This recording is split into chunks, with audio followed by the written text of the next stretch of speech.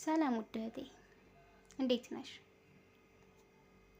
እኔ የምለው ትናንትና ስታፈቅሪ የነበረው ስትወጪ የነበረው ጓደኛሽ ባልሽ አሁን የት ነው ያለው?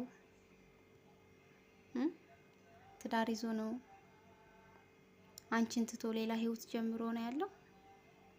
አንቺስ ምን እያደረግሽ ነው? አንቺ ሴት ነሽ። እሱ የራሱን ህይወት መስርቶ ደስተኛ ሆኖ እየኖረ ከሆነ አንቺ ደግሞ የት ነሽ?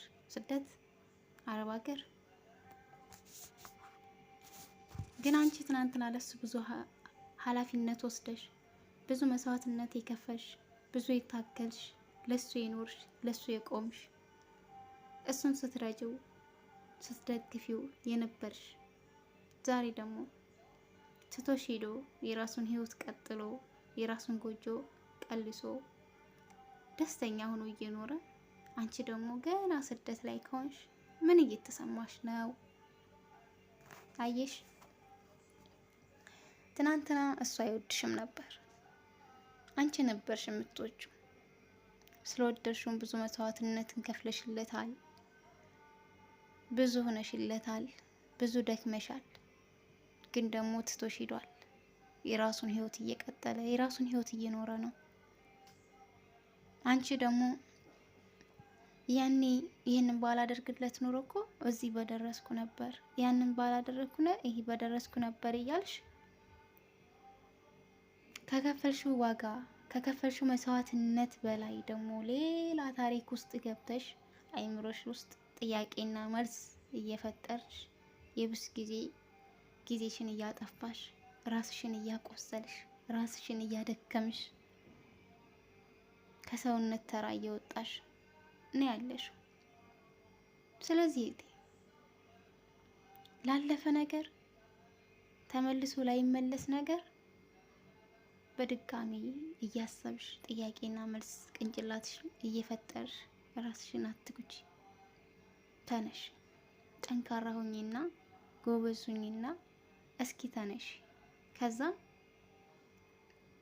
ከሱ በልጠሽ ለመታየት ከሱ ትልቅ ደረጃ ደርሰሽ ለመገኘት መሞከር ነው ያለብሽ። እሱን መብለጥ ነው ያለብሽ።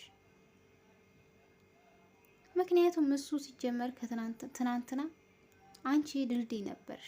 የሆነ ወንዝ ለመሻገር መቼም ድልድይ ያስፈልጋል። ድልድዩን ተራምደሽ በድልድይ ላይ ነው ባህር ስትሻገሪ ድልድይ ያስፈልጋል አይደል እንዴ? ለሱ አንቺ ድልድይ ነበርሽ፣ መሰረት ነበርሽ፣ ወይም ደግሞ መሰላል ነበርሽ። ቀን እስከሚያልፍ ድረስ መወጣጫ ማለት ነው። በችግሩ ጊዜ ተጠቅሞብሽ ነበር። ችግሩ ሲቀረፍለት ትቶሽ ሄደ። ምክንያቱም ድልድይ ነበርሽ።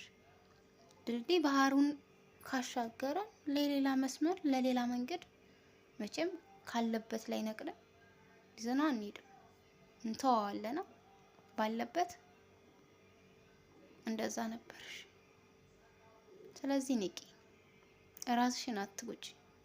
ጠንክረሽ ሰርተሽ ድጋሚ ላለመሳሳት ወስነሽ ተነስተሽ ለቤተሰብሽና ለራስሽ በኩራት ለመኖር ሞክሪ። አመሰግናለሁ።